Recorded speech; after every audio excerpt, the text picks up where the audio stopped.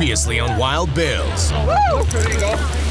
Teams 4 Aces and Liquid finish Operation Sailfish neck and neck with 9 releases each. Easy, Goose, easy, back off. While despite losing day 1 to engine trouble, Team Vitamin C2 finishes with 8 releases and in the money in the day 2 daily. It's a fairly even playing field for the Wild Billz teams heading into the Sailfish 400, second leg in the Quest for the Crest Sailfish Series. For 5 months of intense competition. Everybody wants to take the top prize, get recognized as winning the biggest event.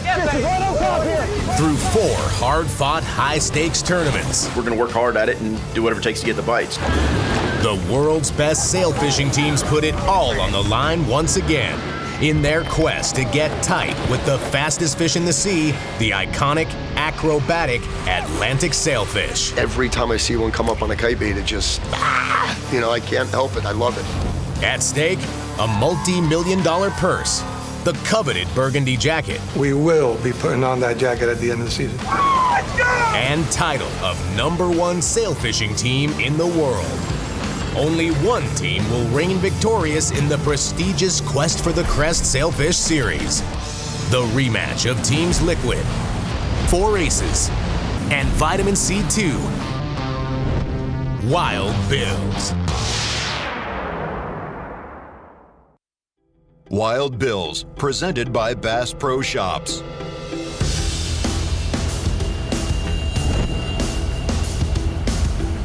It's January in Miami, Florida, and there's only one hint that it's winter. The sailfish are here, and hoping to greet them are Wild Billz teams 4 Aces, Liquid, and Vitamin C2, plus 47 of the best sailfishing teams in the world. The second leg of the 4-tournament Quest for the Crest Sailfish Series is about to begin. Competitive fishing, that's the only reason I'm here is because of adrenaline. I don't care about the money, the fame, the accolades that you get from winning. The adrenaline pumping when you got a triple header, a quad on, 5-10 minutes to go in a tournament, and you're 1 or 2 fish behind another boat, and you get the double, the triple on to take the lead. I mean, it's crazy. First stop for Team 4 Aces before the weather turns ugly. Stock up on fresh baits. We actually have a lot of good baits that have already been fed. They're real slimy, good baits. We're just catching enough so we have extras, just in case we run out. If the bite's really, really good like it was last weekend, just want to make sure we have plenty of bait. Probably caught 150 herring pretty quickly, and then as other boats started coming out, it kind of dwindled, so we decided to run south. Today, Team 4 Aces is pre-fishing without owner lead angler Peter Adrian. I catch the fish. I got a team that works a lot harder than I do. And it's more important for them to be on top of everything and in shape than me because I hook them and I reel them in, and I'm not out there flying kites and digging baits. I help out as much as I can, but we got so many guys that are so efficient and fast and good at that's the way I like it. I like to have a couple of really good anglers that are ready to catch, and then everybody else doing their part of the job as a team and flying kites, rigging baits, doing leaders, doing this. There's so many things to be done that everybody takes their own little part of the team. If we didn't catch a fish today and just put the kites out 3 or 4 times as a team, that's just getting in that motion, getting your speed up. Okay, this is why I've clipped this over here, and now I remember that, let me do it again. We went out there to get the rust out. It's been a while since we'd fished together, and so if nothing else, hook up the lines, hook up the kites, make a lot of mistakes so you make sure you don't make them on tournament day. So that's basically what we did. We scouted around, looking for fish, looking for conditions that we thought would be good, and trying to get all the mistakes out of the way. Team Vitamin C2 is gearing up to finish well in the Sailfish 400 after losing a day to engine trouble in leg 1 of the series. We've been down here since Monday. Actually, we had most of the bait penned up here already, so we just had to get the boats down here. Fished Tuesday, Wednesday, caught 1 sail each day. More looking around, trying to put our feelers out, see what's going on. Tournament pre-fishing is especially important when you're the away team. Anytime you travel somewhere, when you're fishing in other people's water, so to speak, there's guys that got an edge on you, but although I'll only fish 20, 25 days, and these guys, fishing, a couple hundred days, certainly they know, oh, the tide did this, or the current's doing that, or you know, the wind's doing this and the bait was on that wreck yesterday. So that's why we come down here and try and, you know, get around as much as we can and you know, just try and get dialed in before the tournament. Peanut butter jelly college. Meanwhile, most of Team Liquid has yet to make it to Miami. To be totally honest, my crew is in shambles. Work has got them stretched out all over the place, but they're extremely excited and have not yet made it down here for the most part. They'll be here ready to rock in the morning, I'm certain for that. And those present of Team Liquid are in no rush to pre-fish in the pouring rain. Pre-hang around day today for us, really. The plan was to get out early and go hunt a few sardine patches. Want to try to get a few more of them if we could, with the potential for a tailing scenario tomorrow. But with the weather the way it was, there was a really heavy band to the north. We said, well, we'll hang back for a little while here and see what it's going to do. And it just sat up there, and eventually, like 9 o'clock, said, to hell with it. Let's go see what's happening. We're going to go give it a try in this weather for the fun of it. It doesn't look that bad down here, kind of where we want to go look, so that's the plan. And left in rain, and we're able to get out of it, running down to the south a little ways. Sardine, get in! F***ing steel starts off on fire. And actually, first rig in the water caught a giant sardine. Like, oh God, it's gonna work. Watch out. And then we caught 3 more and some cigars. We've got an excellent load of bait. That's step 1, is handled. Step 2 is make sure all your gear and your boat's ready to go. And boat's brand new. It's perfect. And the gear is basically brand new. It's perfect. So we're ready. The hardware's taken care of. The bait's taken care of. Now it's a matter of just going and finding the right water and making it happen. But as the best captains know, finding the right water in constantly changing conditions is the biggest challenge in competitive sail fishing. Coming up on Wild Billz, the weather starts to turn, and so do the fish.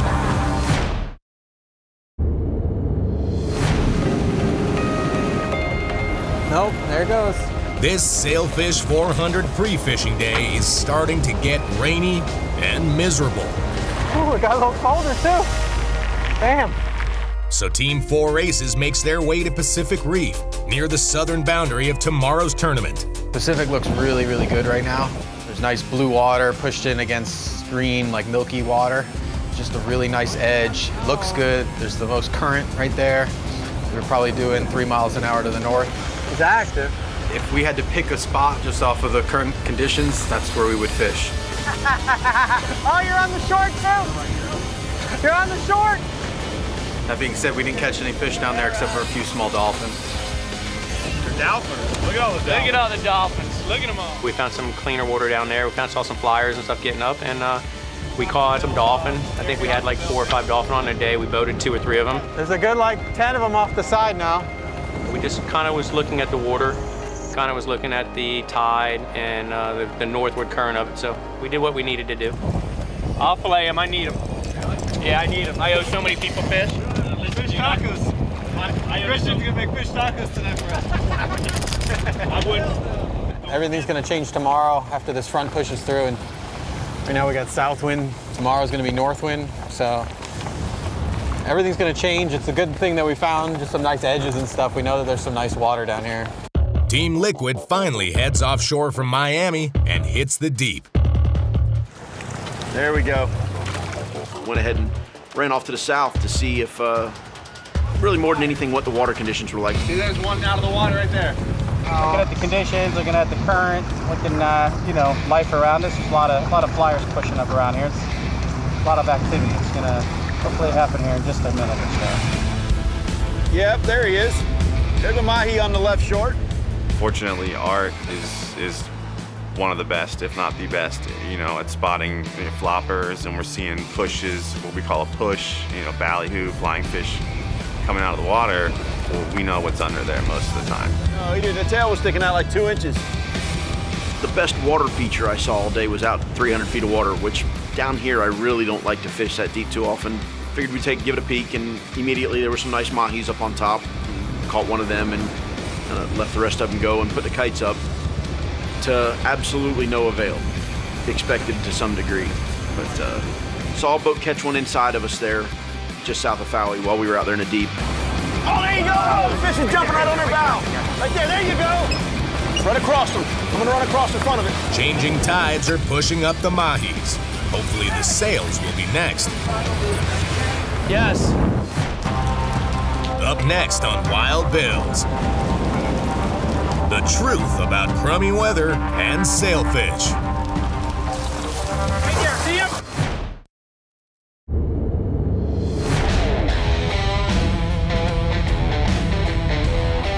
In this game, experience matters when conditions get crazy. The weather's been, not so good. The water conditions haven't been that good. The current hasn't been that good. So it was more just running around. To me, there's no sense in running boundary to boundary for the last couple days because the conditions are going to change 100%. On the final day of pre-fishing for the Sailfish 400, Team Vitamin C2 stays close to Miami and the southern boundary. The mahi and bonita bite is on. A great sign for sailfishing. This is bycatch. Actually, it's not bycatch. This is really delicious. This is called food. Man, nothing like having fresh mahi. Somebody misses a fish because anything, it's me, it's my boat, it's my team, it's my crew. You try and prepare as much as you can. You try and get everybody dialed in. You try and play the scenarios out. Today, you had a strong south wind. You have a strong north tide, so your kites are going out to the north. Typically, when a fish is traveling to the south, he's gonna eat your kite bait and come at you. Worst case scenario for kite fishing with a circle hook. You're gonna reel a bait out of his mouth. You can only explain these guys haven't done it enough, so I can tell them 20 times, hey, we gotta slow down. This is what we're trying to create when we get a bite in a condition like today. It happened, the one bite we had, Logan started reeling really fast. I'm like, slow down, slow down, slow down.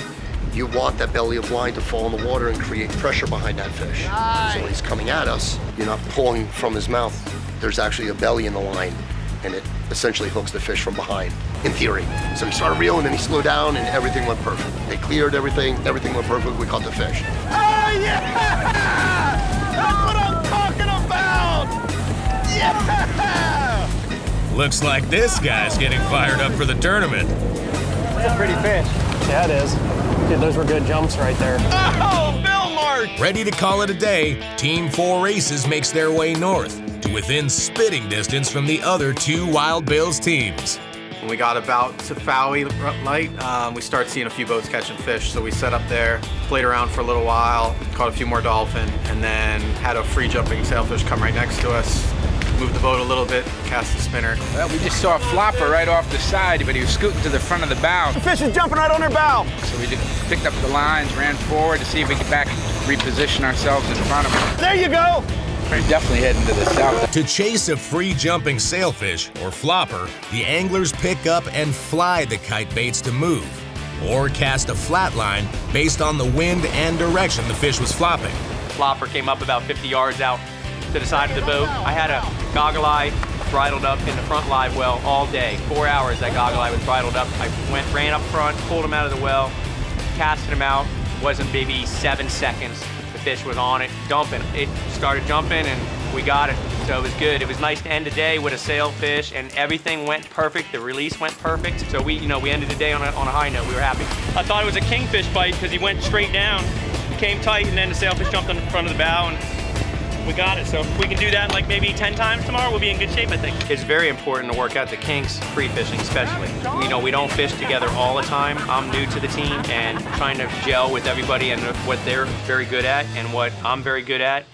Across the way, Captain Art Sapp is not gathering fish, but information. And I could see a pretty good ways up and down the line and what the boats that were fishing in the area were doing, and saw a couple of boats to the north get tight that looked like probably 5 miles north of me, much closer to Fowey. Probably saw 5 fish get caught in that 45 minutes of sitting in there. Film that leader touch. Oh, yeah! Zing ball! When our weather condition changes, that wind goes northwest the way it's supposed to. That body of fish being there, it's certainly something to think about.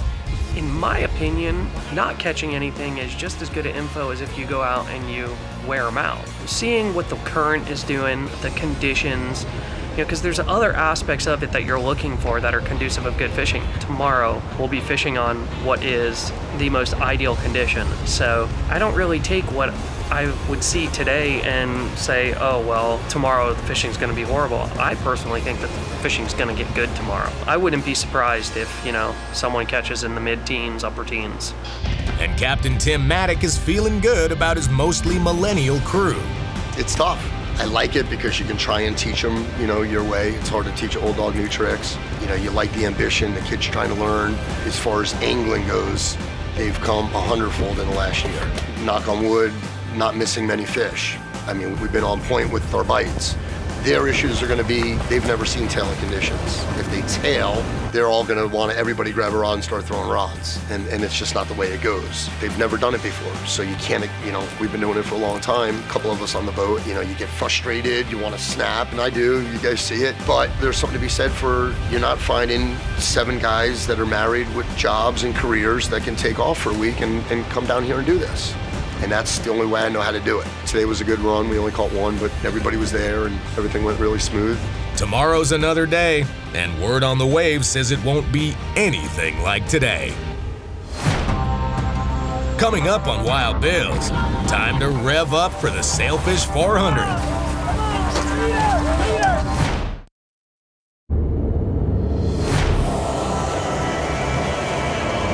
The marine forecast for Friday, day 1 of Sailfish 400. A small craft advisory is in effect with winds from the north-northwest at 20 knots.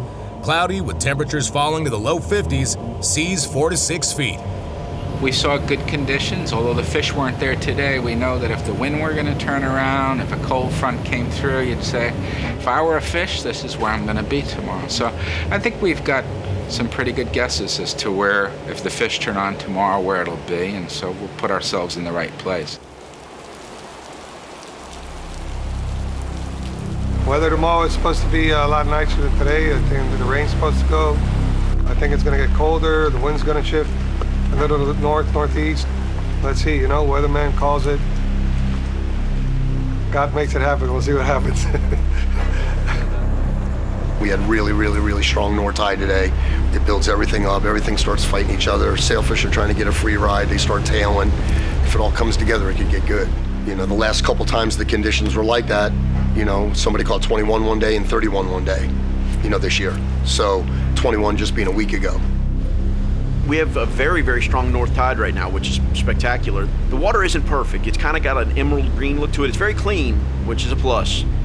But it's not that ideal purple-blue color that you love to fish in. We definitely have a strong north tide, and that wind goes northwest. I don't know that it's going to blow long enough to push up a swell and really get them tailing.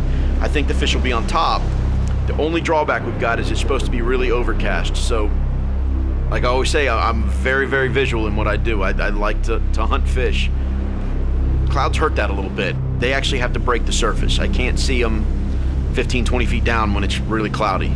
So it's a 3 or 4 foot game. So if they get up that high, we'll go running, hunting fish. But otherwise, we're going to be kite fishing and doing it normal, which we enjoy too. For the competing teams, tomorrow's prospects are exciting. Just the stuff competitive sailfishing is made of. It's hard to sleep at night. Even last night, I was at home and I was up at 12. I was up again at 2:30 and 4. We had to get down here by 5:30 or 6 in the morning. So, yeah, I can't. It's what we live for and it's what we do. And we all do different things throughout the week sometimes. But when we can fish, we're amped and we wouldn't have it any other way. The fish could be literally a mile one way or the other. I'll probably between now and 6 in the morning make 20, 30 phone calls, and we'll have a much better understanding of who saw what as they were out fishing. So we pre-fished, we got our own information. Now we're gonna kind of use the people that we like, that we know we can trust, and use their information to come up with a better decision. You know what it's like, the perfect storm. The conditions are there. Got a cold front that came through today. Right now it's just crap weather. As you can see, I'm soaked, and it's not because of all the waves. The front's coming through right now, and you have the north current. It's not south current, it's north. It's been all week, and it's cranking out there. I mean, it's like 3 knots. Tomorrow it's gonna drop down into like probably the upper 40s, low 50s, but you're gonna have a northwest wind, and it is gonna be game on.